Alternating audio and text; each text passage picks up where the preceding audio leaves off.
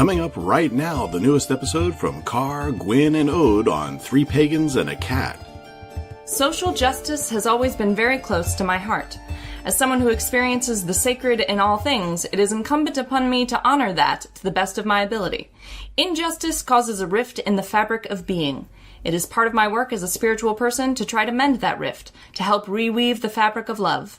Nothing is devoid of spirit, not the stove or pots at my local soup kitchen, not the ancient forests that require protection, not the family whose teen was killed for little reason other than he was black.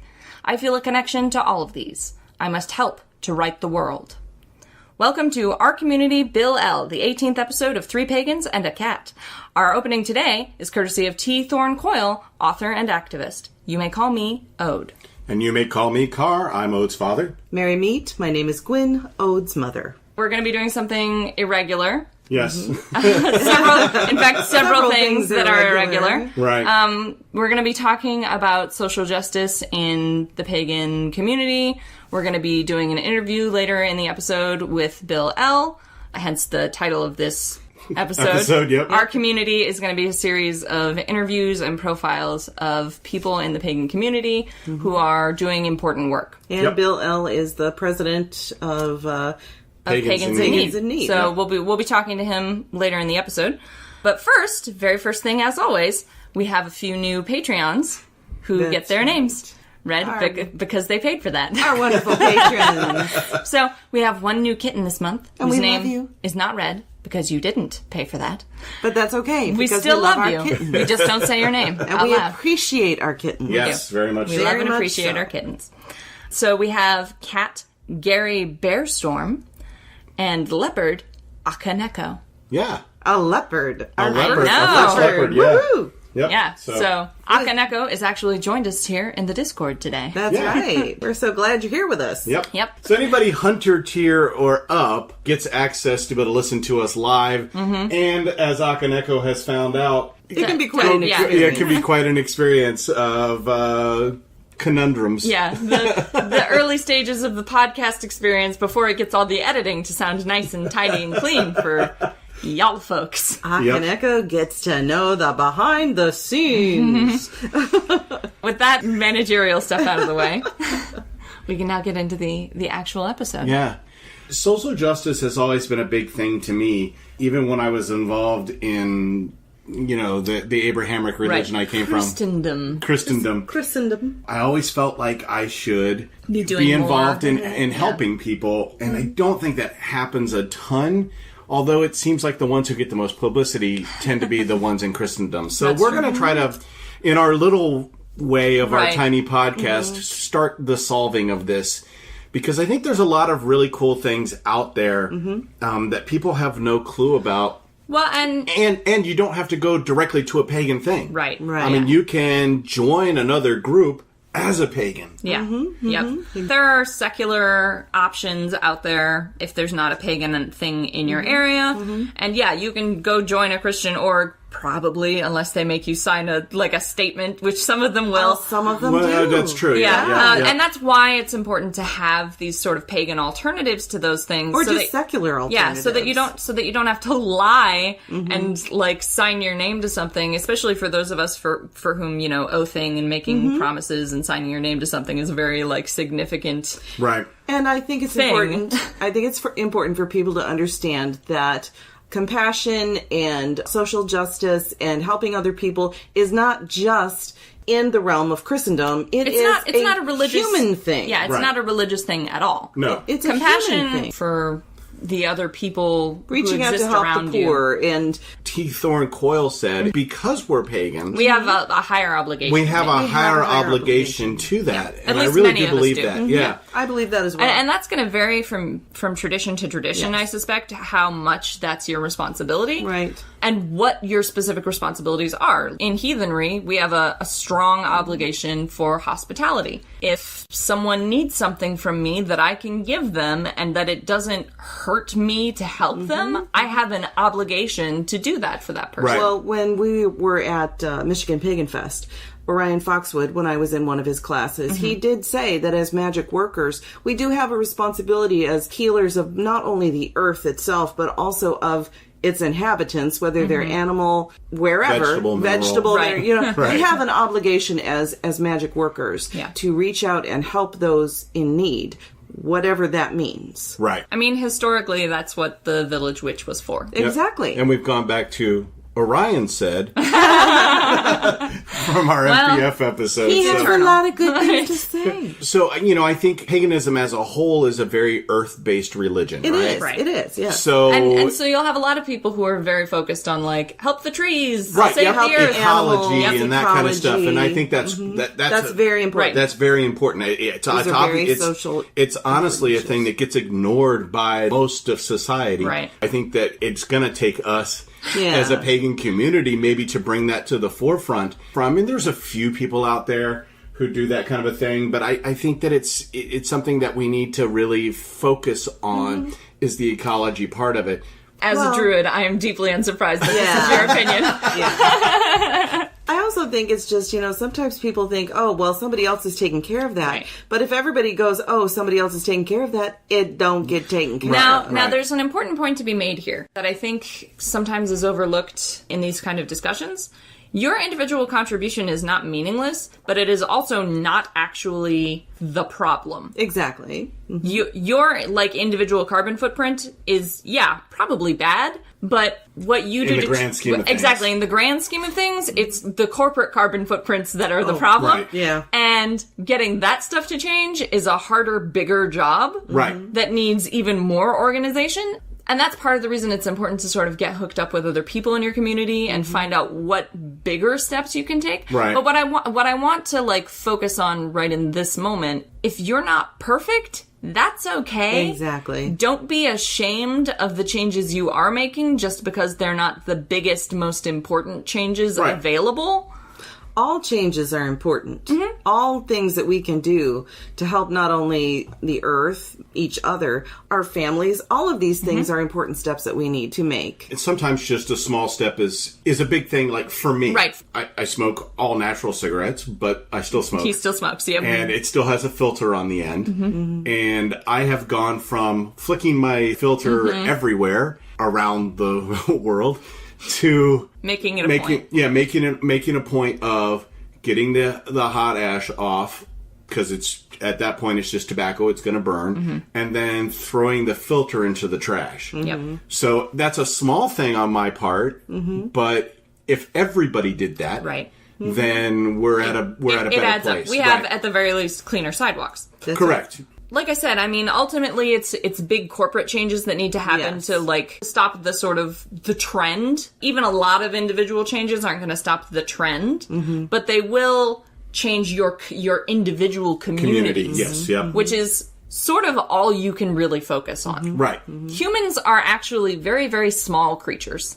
I know we feel like we're very, very big creatures, and that's because of consciousness, as far as I can tell. Like, we have big thoughts, and they don't necessarily fit in tiny bodies, so we think of ourselves as bigger and more important than we are, because you're trapped in your own self, and it's impossible, functionally, for you to experience someone else's self, much less the self of an aspen grove or the planet. Right. I think we as humans tend to want to make big, dramatic changes. But the little changes you make on your scale are still important because you live at your scale. Right. Yep, exactly. And I will say, changes do occur over time, even in big corporations. Yeah. Because, as the sort of the public... Right. The outcry happens. As the outcry happens. For instance, let me just say organic products. 20 years ago, you couldn't get the amount of vegetarian, vegan, and organic products in your regular grocery store that are now available. Now, those are not flawless because the demand has gone up for organic stuff. The ethics of organic stuff have dwindled. Right. Yeah. I understand that, but that's not my point. My point is that more and more people started... Market pressure. Yeah. Started doing things to make them say, the bigger corporations say, hey, this is something we need to pay attention to. Something we should provide because it will make money. Is that perfect? No. But does respond. It's why the big green coffee company has done away with plastic straws. Yep. Good idea? Maybe not. Maybe not. We've talked about this amongst ourselves, that this maybe creates some accessibility issues for certain people. Yep. At least things are starting to slowly, very slowly move in the right direction. But eliminating plastic straws out of a landfill on a corporate level like Starbucks is a big deal. And if Starbucks does it, so it's not the big green company anymore. But if Starbucks does it, then maybe McDonald's does it. Does Big B do it? Or, Big B, which is our local coffee company here, but has multiple locations. Right, yeah, like they're it's regional. So and they're the competitor for that company here. Right. So if people see what Starbucks is doing and say, good, we approve, and start going to Starbucks, does Big B say, okay, well, now we have to also blah? Right. Let's also, and we're talking about social justice today.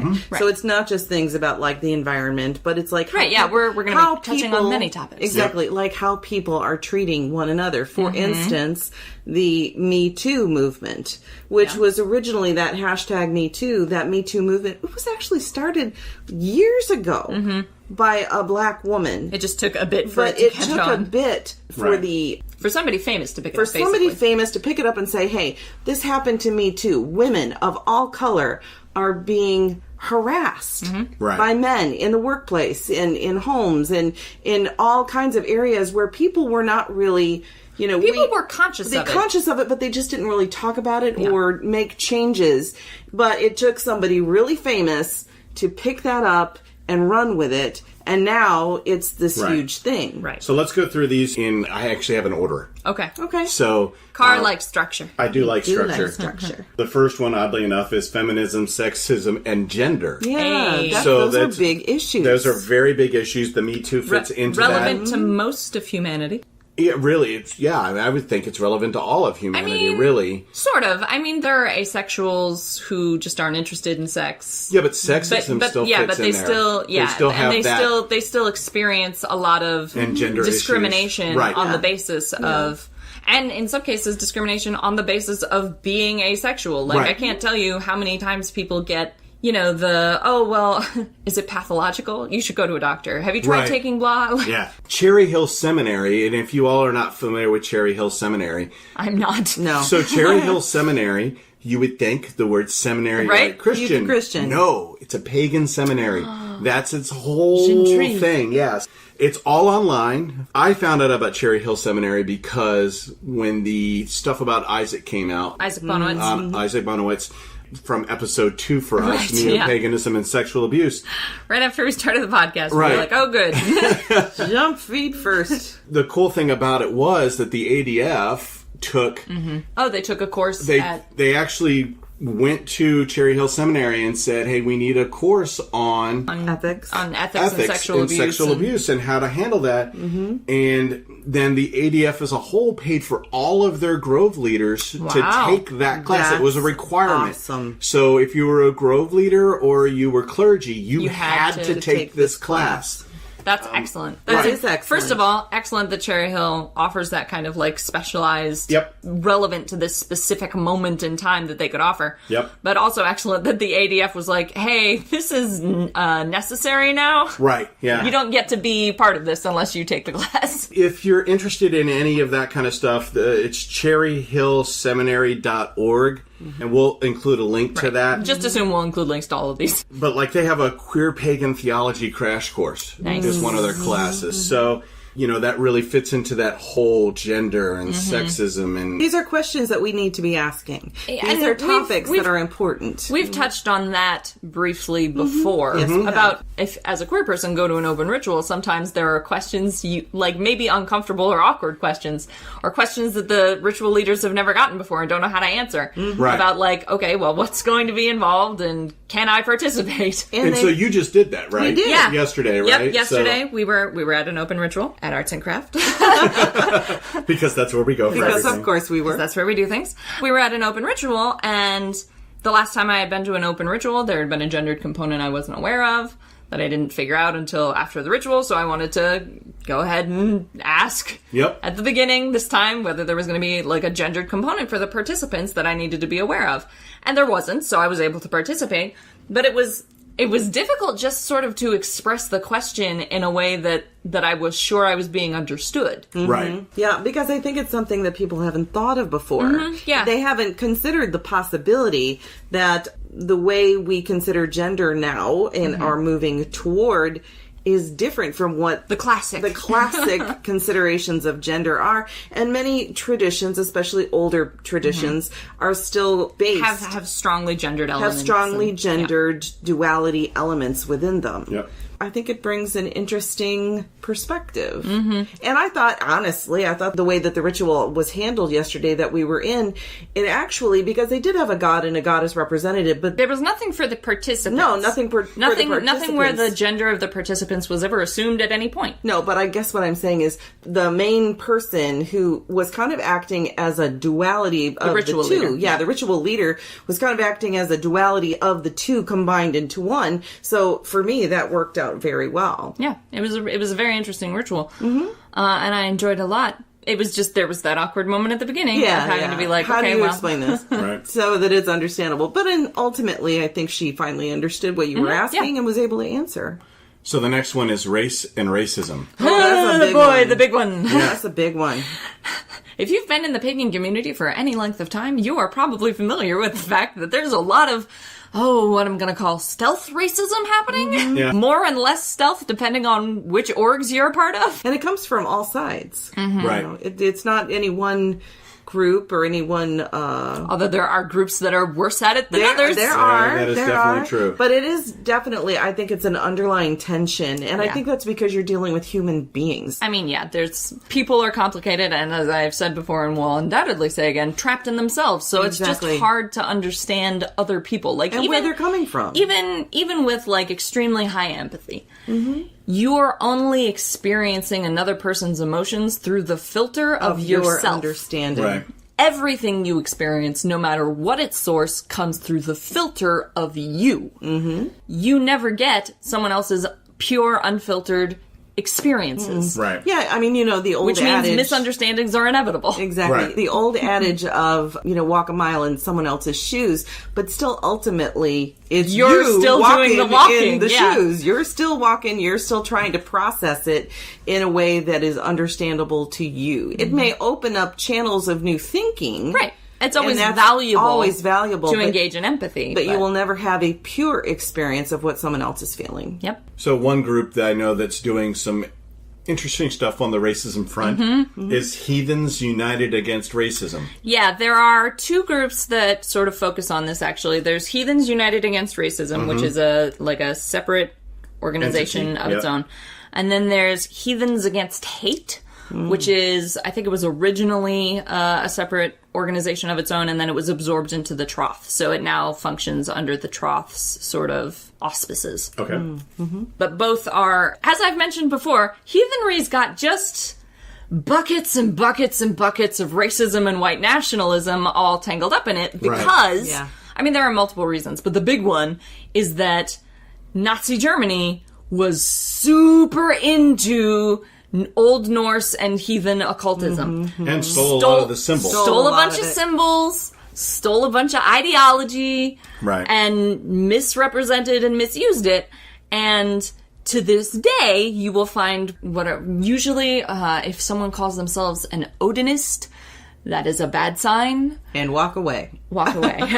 An Odin's man is fine. Someone who is devoted to Odin is fine. But an Odinist is generally racist neo-Nazi trash, and you should probably not give them the time of day. So one of the things, though, that I think we need to be conscious of in this racism thing is cultural appropriation. Yeah, this is a complex topic. It is a complex topic, definitely. Because I think a lot of people don't think that what they're doing is appropriation. And and there's also a lot of anxiety about cultural appropriation to a point that people accuse themselves and each other of appropriation that isn't appropriated. That isn't appropriated. Right. Yeah. So you get these...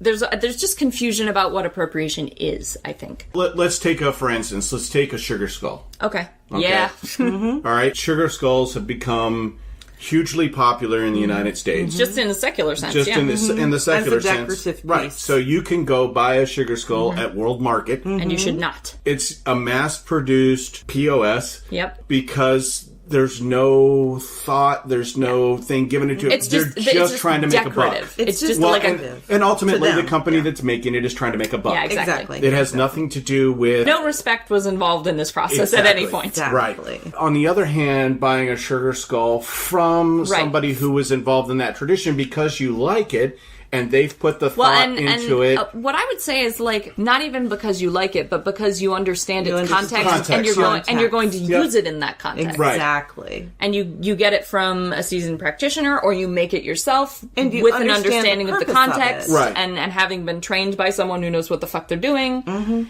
You know, I think that's the way to approach something like that. Appropriation is taking something that belongs to a specific culture out of its culture and using it as your prop or decorative item because you think it's pretty, not because you understand anything about it. Exactly. Okay, so I have a question then. Okay.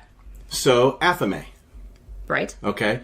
You both want an athame, correct? I mean, I want one of Paul's athames. I want Right. Yes. Paul. So, in this case, you all want an arts and craft Yes. athame because Paul makes them. Yes. But you want them because why? So I know you said yesterday because they're pretty. It's pretty, and chances are, eventually, because this is somebody else brought this up in the conversation, she said, but if you really want one, even if right now, because you think it's pretty and someone you know made it, don't you think you might eventually feel like drawn to use it in ritual or during spellcraft? I said, yeah, probably, because I know what its purpose is and its intent is. I think, even though I do want one on my altar because I think it's pretty, it will also represent fire on my altar. Okay. So here's the reason I want one of Paul's athames. Okay. First off, I can feel mad energy off of them. Exactly. Right. Skill, energy. They feel powerful. They do. Which is why I want one of these and not an athame in general. Right. But for me, it is less that they are pretty and more... So heathenry doesn't have a lot of tools. Right. Not because necessarily our ancestors didn't use them, but because we don't fucking know what they did. Right. Yep. Like, we have very limited information. So... And this is one of those situations where, like, you have to sort of debate with yourself, is that you have to be very careful about appropriation. Because... That's why I asked this question. Yeah, because this is really a British traditional witchcraft athame. It is. Heathenry doesn't have a lot of what we generally call spiritual technology left. We do have is very sparse, and a lot of it we think has actually been fused with Finnish Sami shamanism from the natives in Finland. And we think that happened back in the day because everybody lived together, basically. And the Norse were not averse to borrowing. So we don't have, like, there's not a strict delineation between these things, and a lot of what we do have is missing. And we have, like, the shadow of the thing, so we know something used to go here, but we don't know what it was. Right. So in trying to reconstruct heathenry and trying to reconstruct especially heathen magic traditions, you have to go to sort of their nearest neighbors and ask them what they're doing. Right. And see if those tools fit in your toolkit. Okay. And it's important, like I said, it's important to do that in a constructive way, understanding the context from which it comes, which is why I like taking classes with Paul, and finding out about Thelema and things like that, finding out, you know, where these things come from, what he's probably thinking about when he creates it. But at the end of the day, like, I still need tools. Right. And I think also I can admire the aesthetic, the prettiness of it for me. I can admire the aesthetic. I can admire the craftsmanship of it. But I also understand the energy, the work, and the process behind it to appreciate it and want it as a part of my altar. Akaneko, who is in the chat, said, being interested in wearing a kimono and wearing a kimono, the general policy is to stay away from anything used sacredly, such as, like, a Native American headdress and feathers, where those have to be earned. Exactly. Elsewise, get an actual kimono, not something just being called a kimono. Exactly. Right. And that's part of That's the same context. Right. Contact. That's Right. respecting the context. And That's respect. respecting the origin of the thing. I think for me, the sort of the big takeaway is don't pull it out of its own culture. Right. Don't just take it out of its own culture and pretend that it was always yours. Acknowledge where it came from, because if it hadn't come from there, you would not have it. Exactly. Right. And it's like when we went to Conjure Fest and we talked about the difference between voodoo and hoodoo. Hoodoo is an African American practice, a magical practice, whereas voodoo is an actual closed religion. Yeah, and it's a closed religion. It is a closed personal religion where you have to, not just individual, but you have to actually be invited into the religion. My understanding of how voodoo initiation works, which this may not be true for every tradition, but what I've read, is that you have to go to a priest or priestess, and they will do divinations to see if the loi have called you at all before they even consider actually initiating you, in fact, which is then its own extended process. In fact, one of the vendors that when we went to Conjure Fest, she actually went to Haiti, had one of these voodoo priests. They did a reading, and she was in fact initiated into Haitian voodoo and went through all the training and things like that. And it is a religion, and you do have to be invited to it. And I think, you'll see people just say, oh, I'm going to be a voodoo priest or a voodoo priestess. It does not work like that. That's not how it works. And that would be appropriation. Right. If you just came along and said, ooh, that's cool, I want to learn how to do voodoo, or I want to be a voodoo priest, but you were not initiated into the tradition, you were not brought in by a voodoo priest or priestess, then you're not part of the religion. You're not actually part of the religion. You might worship the loi, but you're not a voodoo. Exactly. And there is a difference, and I think that's where appropriation comes in as well. Yeah. Hey, guess what? What? It's time for reviews! And I've been looking forward to this one. Yeah. You'll be delighted to know that we like this book. And plus, I'm also going to talk about some products that we got at Conjure Fest. So we are reviewing today mostly Forest Bathing Retreat by Hannah Fries. Oh my goodness. Which is not out yet. No, it comes out September. Yeah, relatively soon. But we got an advanced copy to review. And it's very cool. Oh, it's a stunning book. Yeah, it's definitely sort of a coffee table book. It's beautiful. It's got lots of photos. The copy we had obviously didn't have the complete full photo lineup. Either that or they haven't not gotten permission to use. Right, they haven't gotten the photo permissions yet. The stuff that's in there right now, the review copy we saw, is beautiful, and I can't imagine that the final book will be any less beautiful. Right. I think it'll actually be more. Probably. If nothing else. And I loved the setup of this book because it takes you on a walk through the woods. Yeah, I described this to Gwyn earlier as this is essentially the book form of a guided meditation. And it's gorgeous. Yeah. Absolutely. It's intended, I think, to get you to go out into the woods and use this guided meditation that is offered, and the information, because there's a lot of scientific information offered as well. Yeah, there's some science. I mean, blurbs. Yeah. But it is, you go out into the woods or into a forested area or to a tree and experience that tree and experience being in green space. And they call it forest bathing. Sitting with trees and sort of reconnecting with nature. And there's 4 different sections in this book. So there's the breathe section, the connect section, the heal section, and the give thanks. Each one is so beautiful. Yeah, they really are. It's super well done. I'm happy when we get a book that we're like, hey, we actually like this one. And it's easy to read, this book. It's not going to take up a huge amount of your day. It's not even something I would read straight through, honestly. I mean, I did because we were reviewing it, but how I would probably approach this if I owned it is that I would keep it somewhere that I saw it on a regular basis, and I would just leaf through it. You could make I would just leaf through it and maybe open it to a random page and sort of see what the message was. Almost it could easily be a daily meditation. Yeah, even a weekly meditation. If you're feeling stressed after work, you need to kind of decompress and disconnect from the stress of the week. This would be a perfect opportunity if you are in a suburb or you're in a place where you cannot get to green space. This will help. Where it's an ordeal to get to green space. Just looking at these photos and going through this guided meditation allows you to get that feeling.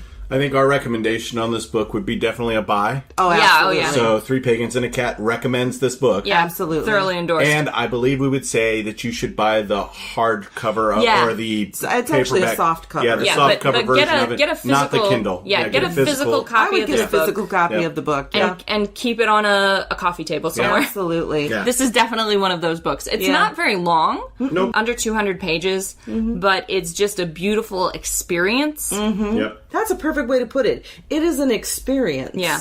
It's a beautiful, enriching, almost revitalizing Yes, experience. absolutely. Absolutely. So highly So recommend. yeah, strongly recommend that one. And then Gwyn has some things she wants to review as well. Yes, when we were again at ConjureFest, we got some products from Wildcrafters Den.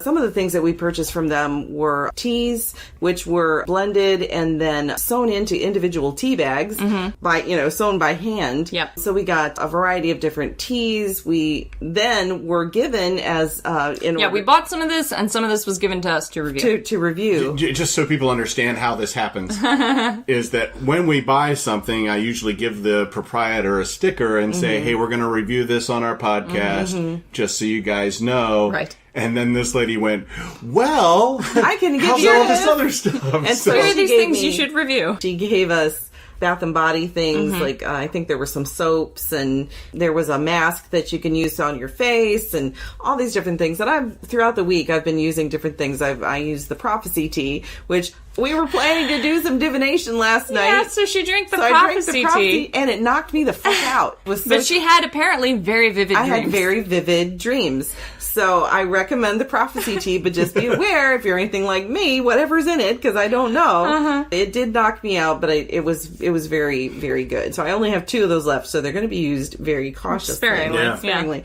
Then we also got a headache tea, which we bought her out of. we Right. bought her out of, and I used it today because I woke up with a headache. It is a very effective tea, and I found that anytime you use an herbal concoction, it does take a little longer than, like, say, taking ibuprofen, but it was very effective. I would recommend, if you do any kind of an herbal tea for headaches or something like that, make a larger amount and then kind of spread it out over a few hours over the day.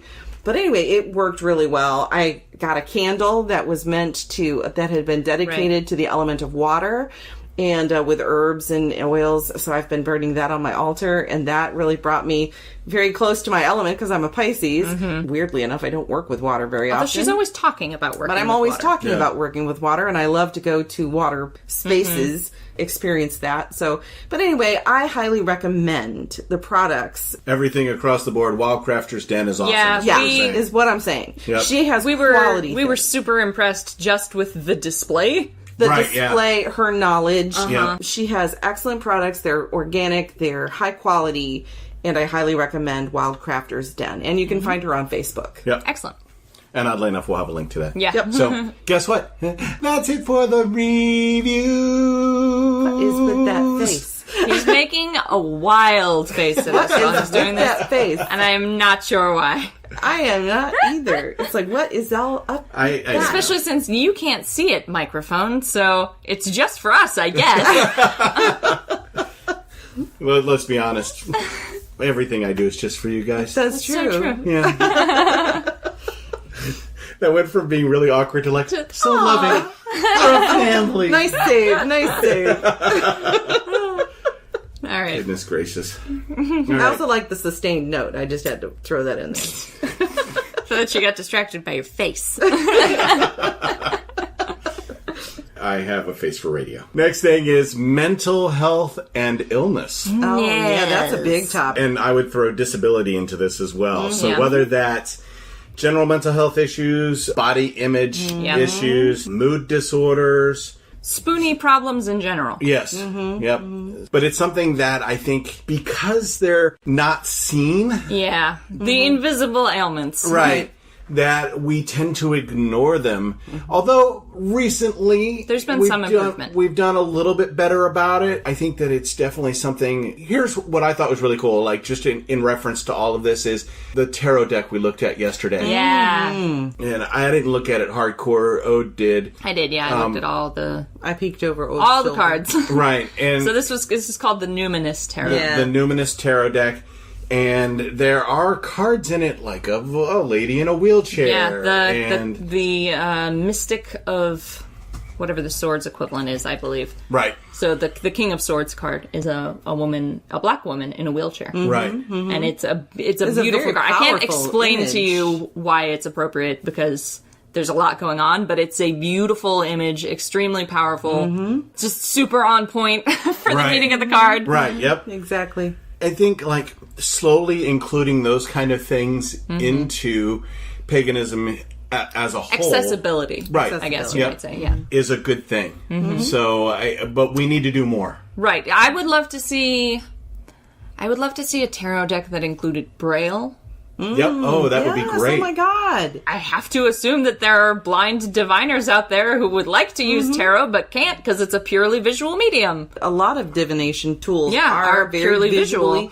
Purely visual. I mean, sometimes with objects. runes, there will be like an indentation that you could trace with your fingertips and figure out what it is. But I do have to believe that there are visually impaired practitioners out there who would like to have opportunities, or maybe they've come up with them on their own. Right, exactly. Created their own tools. Yeah, I wouldn't be surprised. Yeah, if people have made their own Braille. But those should have. They should have access to those the thing is, it doesn't really cost you anything to just add Braille to a card.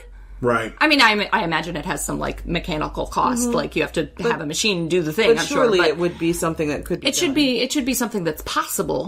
Well, I want to think that there is, because Jack Mercer is blind. He does runes. And he does runes. That's right. Yeah, I don't know if he does tarot. I know that he can... Right, he can feel the rune. The rune. Interesting. Like, we should talk to Jack and find out if they have a is tarot. Is there a Braille tarot? Right, and if there's not. And if no, why? Right, exactly. Exactly. Something to dive into. And Right, he was incredibly lucky. He was at Michigan Pagan Fest. Oh my God, yeah. And he kept winning all of the stuff. I don't know if you call that luck or if you call that magic. That's magic. That's magic. Jack has the Midas touch. He does. He has a Midas touch. That was amazing.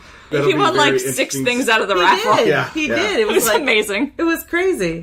They just started bringing the shit to him, you know? Yeah. So he didn't have to just keep getting up. And then I think finally his companion won something too. Oh, there is a special Braille edition of the Rider-Waite tarot deck, but it's ridiculously expensive. Probably because of the Braille process, my understanding is. No, probably just because of the blind tax. This is an actual thing that I've seen talked about. Braille products cost more than they need to because the blind people are a captive audience. That's stupid. Yeah, like, Braille doesn't actually... I mean, like I said, there's a mechanical cost to do the Braille. You have to have a machine do the thing.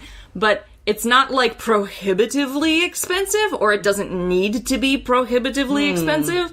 It's just that blind people can only get so many products, so they're gonna buy what you made, however much it costs. Yeah, so here's the difference. So the regular Rider-Waite deck is $18 US. The Braille version is $40. Jesus fucking Christ. So there's absolutely no reason for that. See, that's bullshit trash. That's the blind tax. It's not. It's nonsense. Yeah, agreed. And also, although it's great that there's a Braille tarot, why can't we just add the Braille to all the decks? Yeah, no kidding. Why can't we just add the Braille for King of Swords?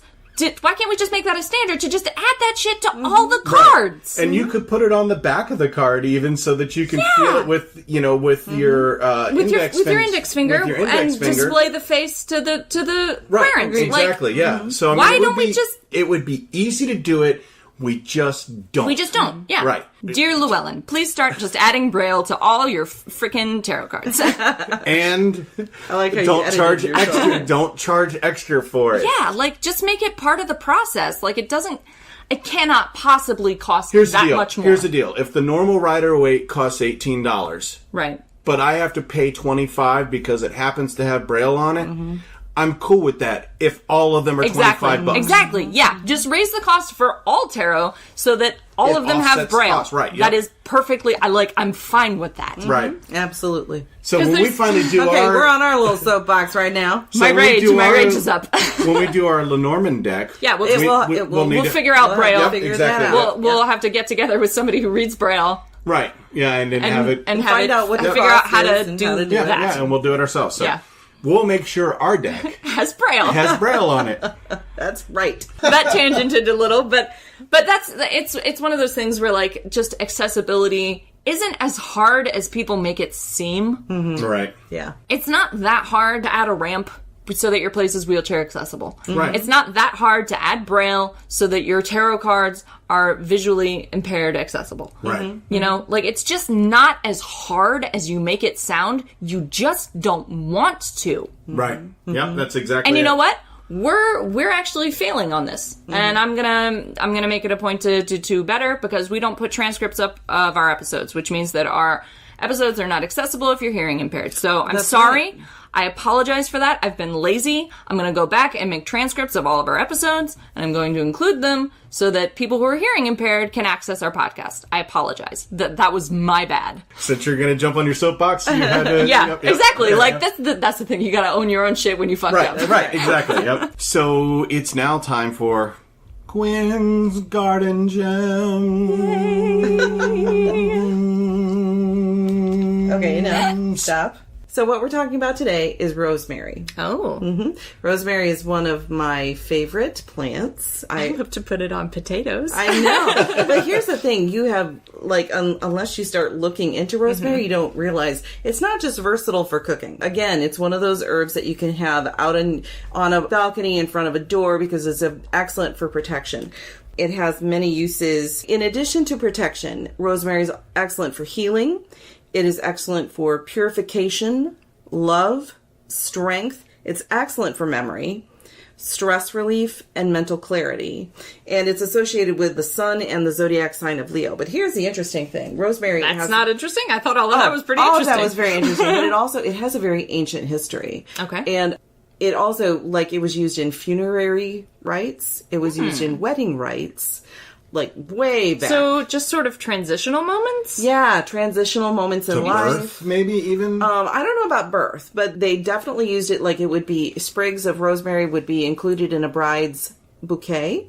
Rosemary would be tossed into a gravesite. Wow. So I found that very interesting. In fact, rosemary is mentioned by Shakespeare in one of his plays. So I should keep eating it, is what you're saying? Yes. But the great thing about rosemary is that, you know, you can get it as an essential oil. You can use it as an herb that you grow or that you get from the grocery store, because you can find sprigs of rosemary. Although my experience with dried rosemary is that it's super pointy and will stab me in the mouth. So That's fresh true. rosemary is preferable because it's softer at that stage. Is very true. Rosemary is also it's actually pretty easy to care for. You can actually grow it. It is actually a shrub.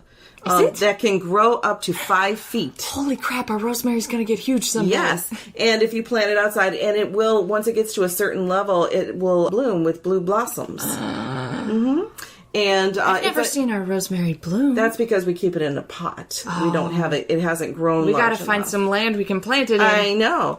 It doesn't like harsh climates, so in the winter you do need to bring your rosemary inside, which is why if you wanted to get your shrub size, it's not gonna work for us here. It's not gonna work in Michigan. Unfortunate. Unless you put it in a tub or something and bring the tub inside. But it does like well irrigated dirt and soil. It does like full sunlight. Okay. So it's a good herb to have out in your garden, out on your balcony, and it's just easy. It's an easy plant to work with. Yeah, some of the herbs we have on the balcony are a little finicky, need to be like in a certain position, need to have the perfect amount of water, need to be pruned perfectly, but the rosemary has seemed very hardy. It is. Rosemary's very hardy. You can just snip a sprig off of there. Like this morning, I brought a sprig of rosemary in from the balcony, rinsed off. I use essential oils and a mixture of a light organic dish soap as a pesticide. Repellent, yeah. And then so I just rinse it off, pat it dry, and then all I did was just snip some, into small little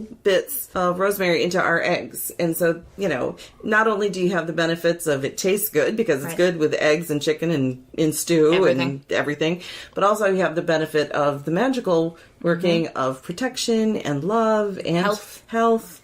And so it's a all around excellent herb for any witch to have. And I recommend that everyone has it. Gwyn's Garden Gems.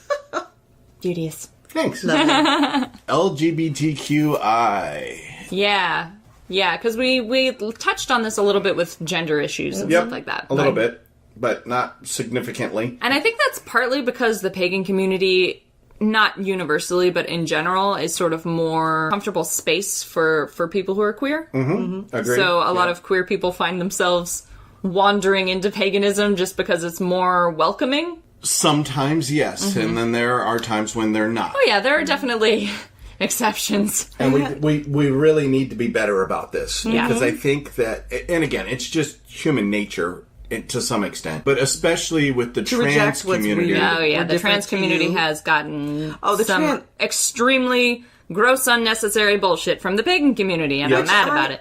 I'm mad about it, too, because I don't understand it. I honestly thought of any community that should be and would be accepting, I thought, of the transgender community, I thought surely it would be paganism. And unfortunately, I've been proven wrong. Yeah. We have encountered groups that, especially Gwyn, I know, went to look at a group that she was involved with previously. It was a goddess worshipping group. Yeah. So she went to look and see what they were up to.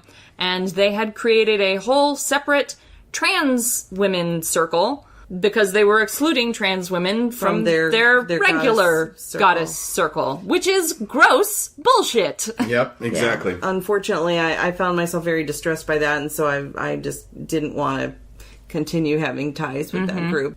Yeah, next thing is classism, poverty, and charity. Yeah, and because in a country as rich as the United States, which this can be hard to see when you're living below the poverty line, even our poor are extremely rich by world standards. By world standards. Yeah. And in a country as rich as ours, with as much availability as we have, we live really in a post-scarcity society. Where food is literally being thrown away every day. Because it's not pretty enough. Thousands of pounds of food because it's not pretty enough. Yeah. And our government pays farmers not to grow food. Yep. We should have no problem with access to clean water. We should have no problem with access to healthy food. And yet we've got millions of children and families that are going without food every single day. Yep. And they are having to buy boxed food at the dollar stores or get food that is just filling but not nutritious, or not even filling, and it's junk. They're getting junk food. And we have programs like WIC and all that kind of stuff, although they're getting defunded all the time, and it's hard. We've had to go to food pantries in the past. It can be really hard to find the right. There was a time when we had food stamps. Yes, exactly, and it can be really hard to find the right food pantry for your district, or you go to one that's run by a Christian organization, and you have to sit through a sermon or a prayer, and then you have to renew your dedication to and so it's just it's harder to get food than it should be. Is what the thing is. It's harder to get clean food, clean water. It's ridiculous, and it's bad enough, what we have here in the United States. But we have the ability in the United States to feed everybody. Yes, we do, and we even have the bones of the infrastructure we need to do it. Yeah, absolutely. It's not that we can't, we just choose not to. Right, and it comes down to greed. It comes down to greed, and it comes down to profit margins, and what, people are wanting to get money and this, blah, blah, blah, blah. It is ridiculous to me that people are going hungry. Bread, that this house may never know hunger. Salt, that life may always have flavor. And wine, that joy and prosperity may reign forever. We're delighted to welcome to the show today Bill Ehle, who is the director and sort of just one-man show of Pagans In Need, which you will have heard us talk about before because we love it. So we've got a couple of questions here, and we're going to just get going. Bill, why don't you tell us a little bit about yourself and how you got involved in PIN? My name is Bill Ehle, and I got involved with Pagans In Need about 4 years ago. I was at convocation, and the Universal Society of Ancient Ministries, who was running Pagans In Need at the time, was collecting food out in the hotel lobby for their chapter in Southeast Michigan. I contacted them via their website and got a response from Gordon Ireland, and he had me fill out this paperwork for an intake form to be a partnering agency. We got to be a part of their organization. I was running all of Pagans In Need between both the Lansing and the Southeast Michigan chapter, being an oversight, making sure things were taken care of. Also became the secretary of the church and helped them run their day-to-day operations. In November of last year, we decided it was time for Pagans In Need to go off in its own direction. So at a board meeting, I suggested that, and I resigned from the Universal Society of Ancient Ministries, and here we are today, having Pagans in Need in Lansing and Southeast Michigan, so that we can make a difference in our community. So what are your dreams for PIN and your plans for it moving forward? I would like to get our 501c3 nonprofit status, that we're a standalone organization. Currently, we're under the 501c3 of Inner Ascended Masters Ministries, which is a spiritual community center here in Lansing. I would like to see more chapters of Pagans in Need in some various cities here in the state, even in the state of Ohio, eventually across the country, but that's time to come. Not going to happen today or tomorrow. Is Pagans in Need a religious organization? How does that affect your work? Pagans in Need is not a religious organization. We do use the word pagan, and we do use the understanding that we're out to help everybody. This both helps and hinders us in a way. It helps us because we don't have any prescribed religious doctrine that we adhere to. Everybody is important. Everybody deserves the right to eat. We just help provide that catalyst so that they have food and a way to get the things they need. It also hinders us because some people see that word pagan and they're kind of shocked. It's like, oh, I gotta be a pagan, I gotta be a witch to get food from there. And that's not the case. I don't care what your religious background is. I just want you to be able to have food that you need to feed yourself and your family so that nobody's going hungry. Tell us a little bit about your path as a pagan. How does your work with PIN fit into it? My path as a pagan. It's been a long one. Been kind of changing quite a bit. Started out solitary, reading books as much as I could find back when I was about 18, 19 years old, 20. Then moved to Big Rapids and went to Ferris State, became a part of a group called Earth Spirit. Practiced eclectically with a bunch of people.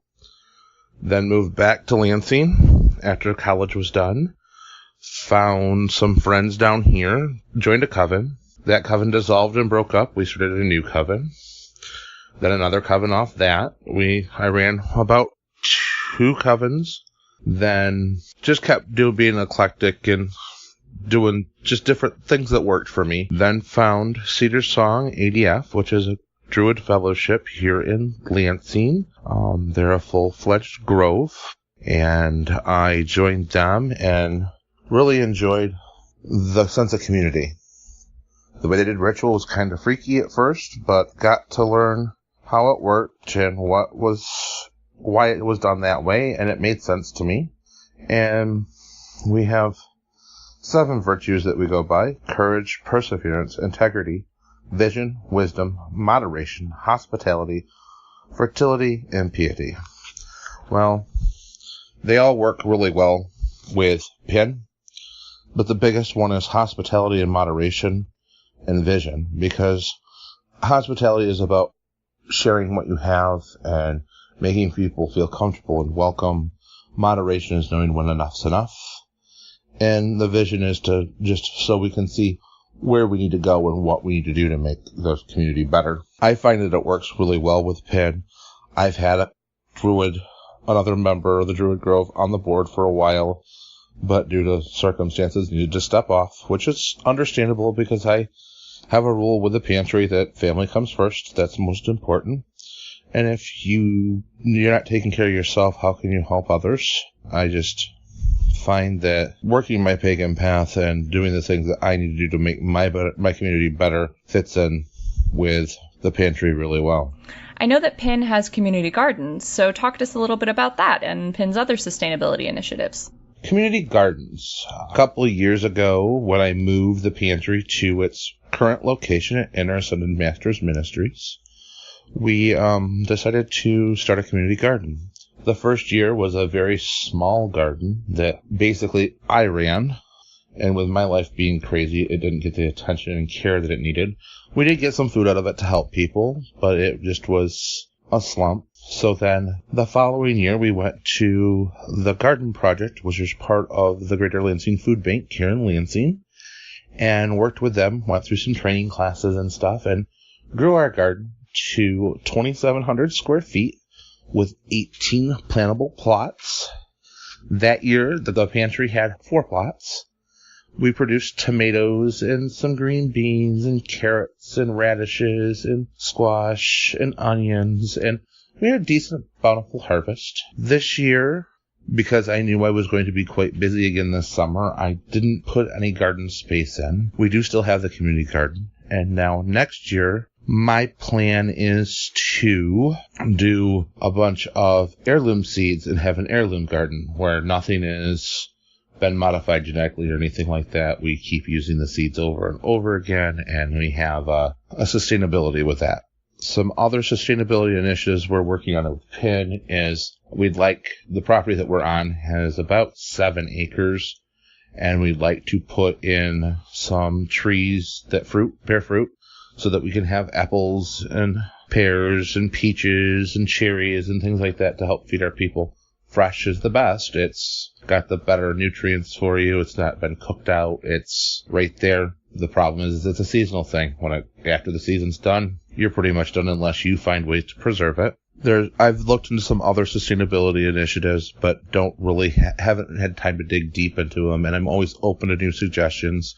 We also do, for our community garden, have a rain barrel collection, so we collect our own water and try to get that under the garden so that we're not using the city water and costing us more money. This year we purchased a pump to pressurize that so that we can actually use it through a sprinkler system. That all sounds really great. But what does the procedure look like for someone coming into the pantry for the first time? Walk us through the experience. When you first come to a pantry date, the way it works is you come in and you bring a form of valid ID. I take the information off from that, such as name, address, date of birth, and then I ask for a telephone number. Telephone number is used for, in case something is put on recall, we can give you a call and say, hey, did you happen to take this from Food Pantry this week? If you did, please dispose of it if you haven't used it because it's been recalled. It's a safety catch. Then we ask how many people are in your household, and then there's a series of questions we ask.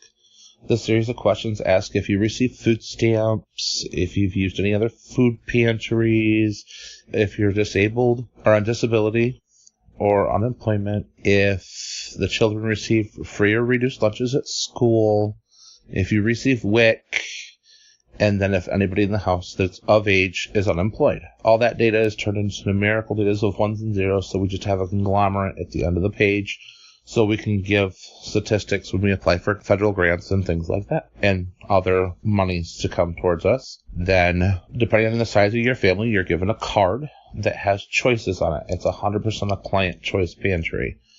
So if you don't like lima beans, you don't have to take them. If you have a dietary restriction where you don't eat pork, you don't get it, you don't have to take it. If you don't eat carbs, you suffer from celiac disease, there's just a whole host of things, or you're allergic to something that you know you can't have, it makes it where you're choosing what you need. Then you go through and it's set up like a grocery store, and you pick your items and put them on a table. At the end, we take the card, whoever's working that pantry that day, looks at the card and looks at the items that you have pulled, matches up to make sure you haven't taken more than you're allotted. Then we take grocery bags from people that support the pantry. I know at my house we use paper bags from the local grocery store. When we get a bunch of them, we take them over there so that we have them for people to use to take their groceries home. We don't put it in a cardboard box because it just doesn't seem dignified. We put them in a bag so it looks like you went to the grocery store. The bags may say the name of the store on the side of it, but it doesn't matter. The food that's in it is what matters, not what the name of the bag is. But it gives you a sense of pride and dignity so that you don't feel like you've went to a food pantry. We do have personal care items. Then we usually limit those 1 to 2 per person. The Lansing chapter works with an organization called Helping Women, period. So we get feminine products so that we have those on hand, and I have people take up at least a month's worth so that they have some to get through their cycle, and if they need a little extra, take a little extra so that they have them. We also provide shampoo and conditioner and body wash and laundry soap on occasion, dish soap, toilet paper. The rules with the toilet paper is every bum in the house gets 1 roll of toilet paper. We do have pet food available if needed. And then we have this cool shelf in the pantry. It's called the close date shelf, because once things go out of date, we're not allowed to give them out. So what we do is, if it's close date, we put it on that shelf, and it doesn't count towards your totals. So let's say we got some mac and cheese that's going to go out within the month. I put them on that shelf, and if you want mac and cheese, limited to the amount of combination food you get, but you know you're going to need mac and cheese, you take what's on the close date shelf. It doesn't count towards your totals, and then you can go get other things out of the combination area. It makes it where we have a great experience for the clients. We don't want them to feel embarrassed or anything like that. We want them to be able to hold their head up high and make it where we can respect them as an individual. Honestly, it sounds like a really great experience. Well, thanks, Bill, for coming on the podcast and talking to me and telling us about PIN. We were delighted to have you. Just thanks for all that you do. I thank you guys for allowing me to have this time on your podcast to explain what the pantry is and what we're doing and what we're trying to work towards, and look forward to serving the community in any way that we can. Thank you again, and have a wonderful day. That's one of the things that I appreciate so much about Bill and about Pagans in Need, is that their philosophy is just, people need food. May you never hunger. May you never thirst. People need food. They know what kind of food they need. They should be allowed to come in and get that food and go home. And go home Yeah. without being preached at, without having to jump through a million hoops. And I love that philosophy. And I also love that they are also starting community gardens to help people learn how to grow their own food. So that's pretty much it for this episode, except for the one thing I forgot. What was that? Oats! Stone! Corner! That was loud. Yeah. It's a wrestling announcer. I have to be loud. It was a good one. It was just loud. All right. Wait a second. Oats! Stone! No, it doesn't have the same... Doesn't have the same... Not resonant. No, Yeah. Yep. I have to be loud for that. Sorry. So today we're going to be talking about Epidot, which the face Car is making right now is, that's not a rock. But it is a rock. So Epidot is actually a calcium, aluminum, iron, sorosilicate mineral, which I know sounds like a lot of nonsense. Can you say that 3 times fast? Calcium, aluminum, iron, sorosilicate mineral. Calcium, aluminum, iron, source. Nope. What that means is that it's a rock-forming mineral that's composed of those elements, calcium, aluminum, and iron, in various configurations. It's in the same sort of family, sorosilicates, as ziacite, which people are slightly more familiar with. What a sorosilicate is just a mineral that has a silicon-oxygen tetrahedron anion combination of 2:7 ratio. That's some science for you. Enjoy that. Quartz and feldspar are in the tectosilicate family, so they have like a 3D crystal frame. Never mind. You don't care. No, I care. I'm just...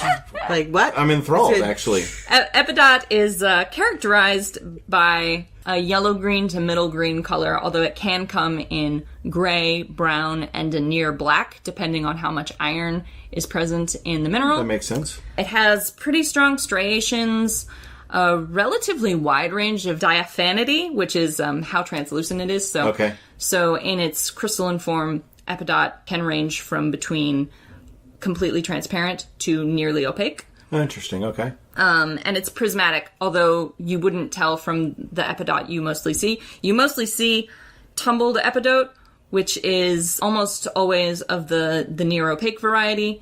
It's got sort of a mossy or a grassy appearance, and it's usually in the middle to pistachio green range in color. So it's a fairly recognizable stone when it's tumbled, but in its crystalline form, it creates these extremely long crystal faces. And 2 faces typically will be stronger and longer than the other 2, which is why it's named Epidot, that derives from the Greek word epidodonai, which means give additionally or increase. Oh, okay. So I associate Epidot with generosity and with improvement or addition. Okay. Growing up things. It's got a kind of an earthy feeling. It's not grounding, actually. Or at least I don't experience it as grounding. But it is settling and uplifting at the same time.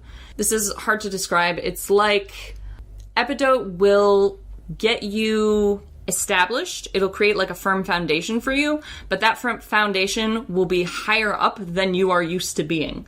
So it'll almost build scaffolding. It'll be very like... So growth. Yeah, exactly. Right. Growth. So it's not grounding in the same way that like a bloodstone is sometimes grounding. Right. Where you feel very connected to the earth. Epidote is going to settle and establish you, but also prioritize the improvement of your situation. So it would be a good stone to have if you're working on something that requires forward movement, because you then don't get that one step forward, two steps back. Exactly. You get a step forward Step and forward, you stop, and then you get step forward and then step forward. That's cool. There's very little plateauing with Epidote. Right. So Epidote has what I call an uptone. It's not like a high, what's typically referred to as a high vibration, but it is optimistic, I guess. It's not... Epidote isn't going to tell you to pick yourself up by your bootstraps, but it will probably mom you. Epidote will tell you use that... a mom stone. Yeah, Epidote will tell you No, that you couldn't. you are a mom. But Epidote will tell you that you can be the best you can be, like, and it's gonna help you get there. Like, it's just a very, like, optimistic, cheery, but, like, it's also not gonna coddle you. Epidote is not gonna let you sort of wallow in your misery. It's just gonna tell you, okay, that's enough now. Get going. This should be the stone of the U.S. Army. Right? Yeah, probably. Right, yeah. So, anyway. So Epidote is traditionally used to boost, enhance, or elevate other energies. That's its use in most, like, mineralogy and crystal purposes. So it's very much a team player. If you have a lot of energy going on at the same time, Epidote can be brought in to mom all the other energies. Oh, okay. To get everybody sort of on the same wavelength, make sure everybody's working together, make sure that people aren't at cross purposes. Also, in my experience, Epidote has a very I give so that you may give ethos. Epidote wants to improve your life, but it doesn't want to do that just for you. It wants you to spread that wealth to others, and you may eventually get an instruction from Epidote to pass it on. Okay. Very cool. Yeah. Would you then get another Epidote? I would, yeah. Okay. I would then go get another Epidote. It just means that someone? yeah, exactly. But it would mean that this Epidote, this mom, was ready to go mom someone else. Gotcha. Very cool. Thank you very much for Odes Stone Corner. Was that better? Yeah, you suppressed it a little. Right, I suppressed the volume but tried to keep the energy up. So that's it for this episode. Mm-hmm. Thank you guys so much for listening through all of our madness. Thank you, Bill, for being here for the interview. Mm-hmm. Yep. Support your local pagan everything. Yeah, your local pagan store, your local pagan activism communities. Yep. They probably exist. Mm-hmm. They may be small. They might have secret Facebook groups that you have to ask to join. Exactly. Just bite the bullet and ask to join them. Yep. Yeah, and do some research. Find out, what's going on in your area. What are you passionate about? And then take a chance. A piece of advice that we were given at Michigan Pagan Fest by T. Thorne Coyle, I do believe. Right. Was pick one thing. Right. Yep. There's a lot happening in the world all the time, and you can't do everything. No. Pick one thing to be passionate about, make that piece of activism your focus, and let everything else assume your neighbors are taking care of it. Yep. That makes sense. That's a good call. Yeah. I think you can be overwhelmed by everything. And then you burn out, and when you burn out, you're not helping anybody. Exactly. So find your one passion, and then reach out. Yep. So you can find us on 3pagansandacat.com. That's the number 3, pagansandacat.com. You can also find us on Facebook at 3PAC. 3PAAC. Yes, 3PAAC, because and A. You can also find us on Twitter, which is 3_pagans. Thank you. I knew I was going to do it wrong because I was like, hesitation. The Discord server, which thank you very much to Akaneko for hanging out with us today. We enjoyed having you here. Yep, we've enjoyed having you here, you being a part of this. That's it. Yeah, I think that's Oh, we got to everything. remember to tell people if you want to support us on Patreon. Oh, yeah, we have one of those, too. You can get to that on the you website. can join the Pride. And You can have your name read out loud. Have your name read out loud. Or there are various levels where you get different... Like our kittens. Right. Yeah, and you get different perks, I guess, Yeah. for being... Rewards. for the level you choose. Some of them are cool. Some of them are pretty cool, I think. And I mean, personally, I like the Hunter tier where you just get to join us in the Discord. That's right. We like that. And but anyway, yeah. So go to 3pagansandacat.com to find the Patreon. Mm-hmm. Yep. Oh, and the shop. Oh, yeah, we have one of those, too. We have a Redbubble where you can buy shirts with our logo on And it. other stuff. Lots of stuff. Yep. Mugs, phone cases, Yeah. notebooks, Yep. whatever. So all that. And not just 3 Pagans and a Cat logo. It's also yeah. Your art. And there's also some photos and art and stuff that I've done just because we might as well show those. So just go check it out. Yeah, so there's all that other stuff too. Are we done now? Yeah, I think so. Okay, we're good? I think so. All right, good. Did you all come up with like some kind of ending song No, or anything? No, No. that has to be organic. Yeah, and we we'll can't know. have you ask. We'll just do we'll it know when someday. it comes. We'll know when it happens. All right. You'll never You'll see never it coming. see it coming. It'll just happen. It'll be a dread secret. It will be. It'll be It'll be one of those awesome. things we never talk about That's out right. loud because you would know. And you'll cringe. And you'll love it at the same time. Bye. You've been listening to 3 Pagans and a Cat. Find out more information at www.3pagansandacat.com.